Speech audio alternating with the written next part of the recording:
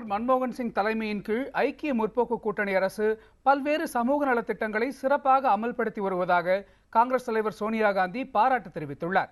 MP எம்எல்ஏக்களை பாதுகாக்கும் அவசர சட்டத்தை கொண்டு வந்ததற்காக பிரதமர் மன்மோகன் சிங்கை காங்கிரஸ் துணைத் தலைவர் ராகுல் காந்தி கடுமையாக விமர்சனம் செய்திருக்கும் நிலையில் சோனியா காந்தி அவரை பாராட்டி பேசியுள்ளார்.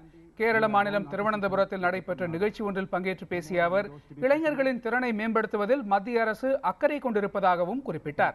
காங்கிரஸ் கட்சியும் மத்திய அரசும் ஒவ்வொரு நாளும் நாட்டு மக்களின் நலனை கருத்தில் கொண்டே செயல்பட்டு வருவதாகவும் சமூகத்தில் உள்ள ஒவ்வொருவரின் உரிமைகளையும் நிலைநாட்டுவதில் அக்கறை கொண்டிருப்பதாகவும் அவர் கூறினார்.